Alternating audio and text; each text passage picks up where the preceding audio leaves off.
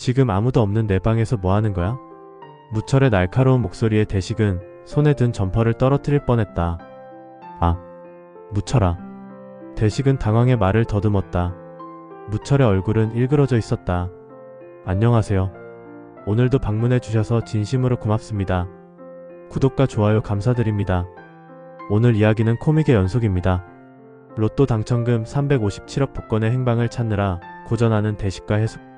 하지만 이 상황조차 모르고 대실비 3만원이 아까워 외도를 포기하는 무철의 해프닝.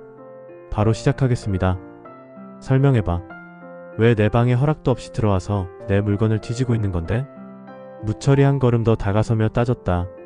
대식은 순간 위기를 느꼈다. 정신을 가다듬고 빠르게 생각했다. 진실을 말하자니 도둑처럼 보일 것 같고 거짓말을 하자니 더 의심받을 수도 있다. 미안해 무철아. 내가 지난번에 점퍼를 잃어버렸는데 혹시 내가 내 점퍼를 가져갔나 해서. 대식은 간신히 말을 이었다. 무철은 차갑게 웃었다. 그래서 내 방에 몰래 들어와서 내 물건을 뒤지고 있었다고? 어이가 없네. 대식은 바닥을 내려다보며 고개를 숙였다. 미안해. 그 점퍼에 중요한 게 있었거든. 중요한 게? 뭔데? 무철의 눈빛이 날카로워졌다. 대식은 잠시 망설였다. 로또 복권 얘기를 해야 할지 고민했지만 그러면 더 의심받을 것 같았다. 그냥 오래된 추억이 담긴 물건이야. 나한테는 소중한. 이때 방 밖에서 서우의 목소리가 들렸다. 아빠 찾는 전화 왔어요. 무철은 대식을 한 번 더 노려보더니 나 바쁘니까 용건 더 없으면 빨리 나가라고 말했다. 대식은 안도의 한숨을 내쉬며 빠르게 방을 나섰다. 그의 심장은 아직도 빠르게 뛰고 있었다. 그날 오후 장미는 무철에게 전화를 걸었다. 오빠 오늘 시간 있어요? 그냥 답답해서 바람 좀 쐬고 싶은데. 무철은 잠시 망설였다. 오늘은 좀 바쁜데. 그럼 할 수 없죠. 장 사장님이랑 데이트해야겠다. 장미가 장난 섞인 목소리로 떠보듯 말했다. 결국 무철은 모시기는 척 동의했다. 알았어. 이따 장 사장 사무실 앞에서 만나. 장미는 평소보다 더 신경 써서 차려입었고 향수 냄새를 짙게 풍기며 나타났다. 오빠 요즘 많이 피곤해 보여. 장미가 걱정스럽게 말했다. 무철은 한숨을 쉬었다. 집에서도 사업에서도 일이 잘 안 풀려서 그래. 오빠가 그렇게 고생하는데 가족들은 알아주지도 않잖아. 장미가 무철의 손을 살며시 잡았다. 무철은 손을 빼지 않았다. 그는 장미의 따뜻한 관심에 위로를 받고 있었다. 너는 항상 나를 이해해주는구나. 당연하지. 오빠가 얼마나 대단한 사람인지 알거든. 장미가 미소 지었다. 무철은 장미의 눈을 깊이 바라봤다. 오늘 조금만 더 시간 내줄 수 있어? 장미는 기다렸다는 듯이 고개를 끄덕였다. 당연하지 오빠. 오늘 하루는 온전히 오빠 거야. 두 사람은 밖으로 나와 무철의 차에 탔다. 무철은 잠시 고민하다가 차를 출발시켰다. 그들의 마치 오래된 연인처럼 대화를 나누며 교회로 빠져나왔다. 미자는 그날 무철이 평소와 달리 설레어하며 외출한 것을 이상하게 여겼다. 무철은 회사 일이 있다고만 말하고 나갔지만 그의 행동이 미자의 의심을 샀다.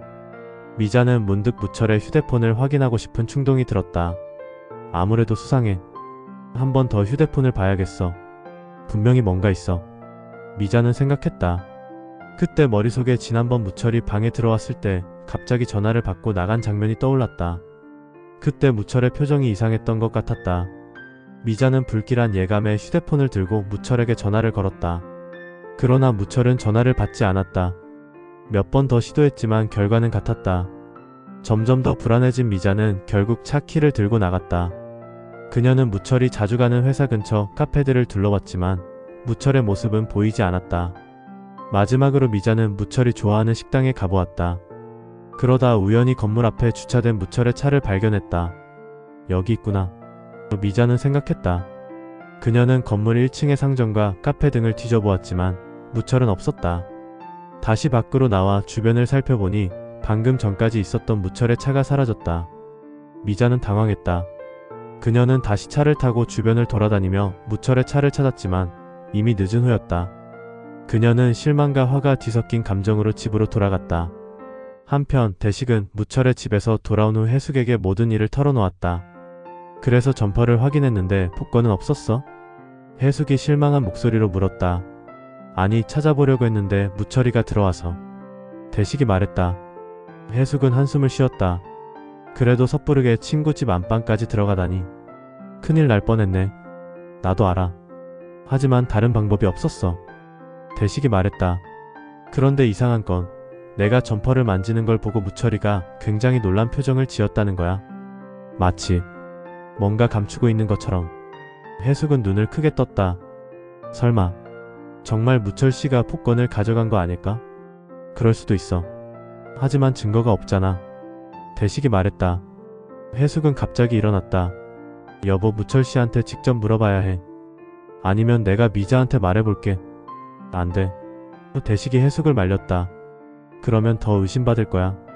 조금만 더 생각해보자. 두 사람은 한참을 고민했다. 그때 문득 대식에게 아이디어가 떠올랐다. 여보, 나 좋은 생각이 있어. 내일 무철이네 초대해서 저녁 식사를 같이 하는 거야. 그리고 자연스럽게 로또 얘기를 꺼내보자. 해숙은 의심스러운 표정을 지었다. 그게 통할까? 한번 해보자. 직접 대면하면 무철이의 반응을 볼 수 있을 거야. 해숙은 마지못해 동의했다. 알았어. 그런데 식사 초대는 내가 할게. 미자한테 전화해서 같이 식사하자고 할게. 그리고 그날 저녁 해숙은 미자에게 전화를 걸었다. 하지만 미자는 해숙의 전화를 받지 않았다. 무철은 차를 몰고 한참을 달린 후 모텔에 도착했다. 무철은 잠시 차 안에서 망설였다. 장미, 괜찮겠어? 무철이 물었다. 장미는 부끄러운 듯 고개를 돌리며 말했다. 오빠, 나 이런데 한 번도 안 와봤거든. 그래서 막 떨려. 무철은 깊게 한숨을 쉬었다. 다른 사람들 눈치 볼 필요 없고 좋기는 하네. 무철이 불편해하자 장미는 안심시키듯 말을 했다.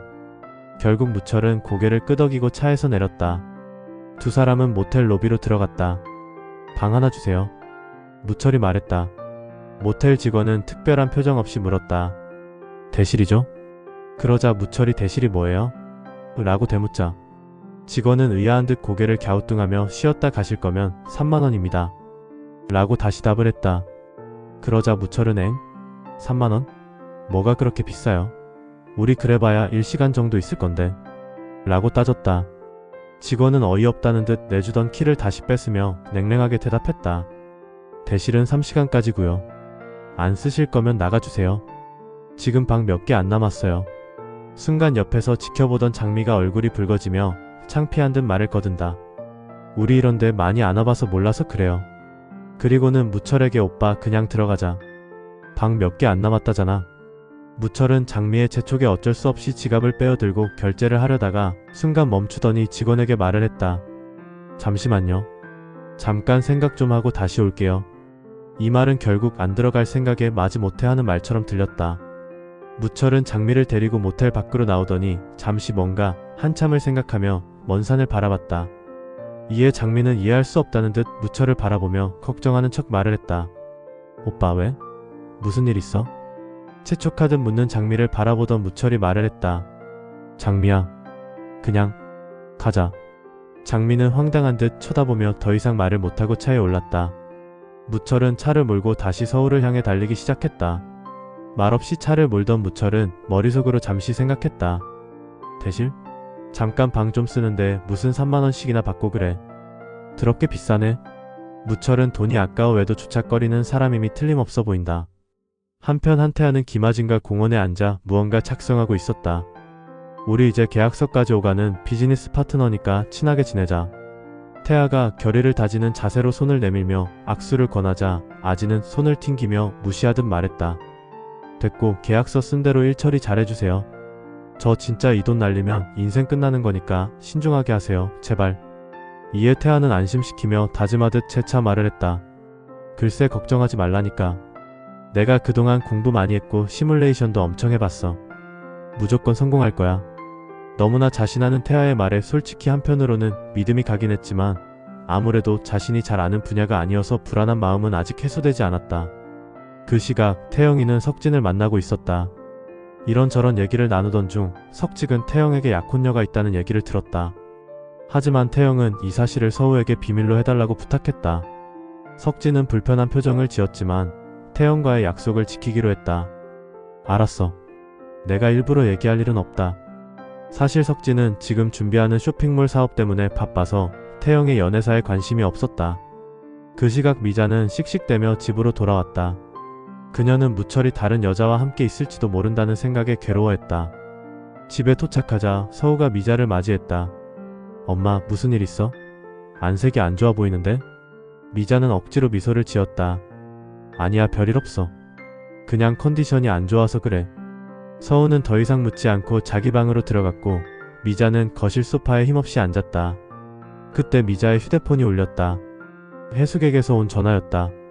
오늘 바빴니? 해숙의 목소리가 들렸다. 미자는 피곤한 목소리로 대답했다. 아니야, 그냥 좀 복잡한 일이 있었어. 혹시 내일 저녁에 시간 괜찮아? 우리 집에서 같이 식사하면 어떨까? 너희 남편하고 넷이. 미자가 갑자기 왜? 라고 묻자 해숙은 우리 언제 나갈지 모르니까 시간 될 때 너희 부부에게 밥 한 끼 대접하고 싶어서 그래. 라고 애둘러 얘기했다. 미자는 잠시 생각했다. 다른 때 같으면 바로 거절했을 테지만 지금은 밖으로 도는 무철을 잠시 체크해 볼 필요가 있다 싶어 좋은 핑계거리다 생각했다. 그래, 좋아. 내일 저녁에 갈게. 전화를 끊은 후 미자는 깊은 생각에 잠겼다. 이 인간 오늘 밤엔 꼭 확인을 해봐야겠어. 그날 밤 무철은 늦게 집에 돌아왔다. 그는 피곤한 표정으로 현관문을 열었다. 미자는 이미 깨어있었고 무철을 기다리고 있었다. 어디 갔다 왔어요? 미자가 차갑게 물었다. 무철은 잠시 당황했지만 이내 평정을 되찾았다. 회사에서 일이 많아서 늦게까지 일했어. 정말?